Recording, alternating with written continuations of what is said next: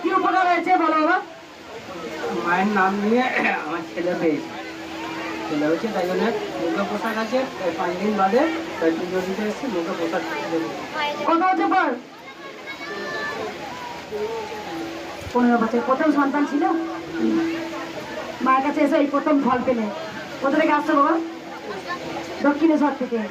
আগে এসেছিলে তোমরা? এই বাবা দক্ষিণেশ্বর থেকে আসছেন 15 বছর পর। বাবা হতে পেরেছেন, ছেলে হয়েছে 6 মাসে, মুখে পোশাক, তাই জন্য মায়ের কাছে পুজো দিয়ে পোশাকটা করি। আচ্ছা বাবা, আমি তো এগুলো 30 টাকায় না, কোনো নাম গোত্র দিয়ে পুজো করি না, তাও পুজো হয়ে যায়? বলে দিচ্ছি, পুজো হয়ে যায়। তুমি যে মায়ের স্থানে এসছো, মা দেখতে পাচ্ছে না? আমি তো এত লাখো লাখো সন্তান আছে, কাউকে বলে দিচ্ছি পুজো হয়ে গেছে। আমি কি করি? মা সব জানে।